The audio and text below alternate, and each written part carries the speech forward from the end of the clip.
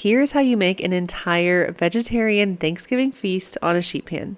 Well, okay, like 2 sheet pans and a muffin tin, but it's all baked in the oven at the same time. Our main dish is going to be this over-the-top stuffed butternut squash. The base of the stuffing is wild rice, but we're also going to throw in some fun flavors like apples, cranberries, feta, and sage. All right, then we're going to have 3 side dishes. We have these roasted cranberry Brussels sprouts. Alongside that, we're going to have some crispy roasted potatoes. Boil them first and then shake that pan to really chuff up the edges. This is going to help them get super crispy when we roast everything together. And then our final side dish is Cranberry Bre Bites. To make this, you'll just cut your thawed puff pastry into squares, press those into a muffin tin, and egg wash helps to make it brown and shiny, and then top with brie and cranberry sauce. Alright, so at this point, your 3 sides are prepped, and the butternut squash that's been in the oven during this time is tender. Scoop out the inside, mix it with that wild rice stuffing, and then stuff all of that back into the butternut squash, and then all of that goes into the oven. While everything's cooking, I like to make a quick vegan gravy on the stove. It's basically just a roux with some vegetable broth, nutritional yeast, and spices. And that is how you make an entire vegetarian Thanksgiving feast on a sheet pan. It is just packed with sides that everyone loves and that stunning centerpiece. I cannot wait for you to try this out.